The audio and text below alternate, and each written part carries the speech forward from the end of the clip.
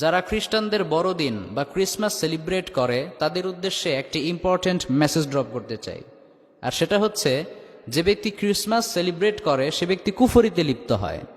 কারণ merry Christmas বলার অর্থ এটাই যে আপনি মনে প্রাণে স্বীকার করে নিয়েছেন এই 25শে ডিসেম্বর আল্লাহ তাআলা ঈসা আলাইহিস সালামকে তার সন্তান রূপে জন্মদান করেছেন।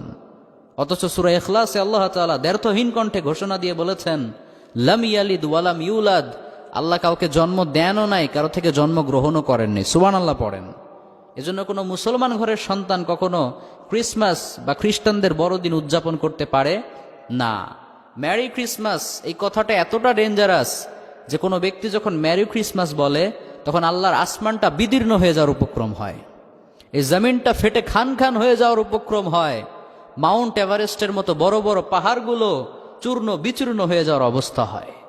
তাকাদু সামাওয়াতু ইয়াতাফাত্তারনা মিনহু ওয়া তানশাক্কুল আরদু ওয়া তাখিরুল জিবালু হাদ্দা আন দাআউ লির রহমানি ওয়ালাদা। এজন্য আপনি যত বড়ই তাহাজ্জুদ গুজার ব্যক্তি হন না কেন, যতই বড় আলহাজ হন না কেন, যতই বড় দানশীল ব্যক্তি হন না কেন, বি কেয়ারফুল, সাবধান হন। আপনার ছোট্ট একটা কথাও কিন্তু আপনাকে হাতাবু জাহান্নামের লাকড়ি বানিয়ে ছেড়ে দিতে পারে।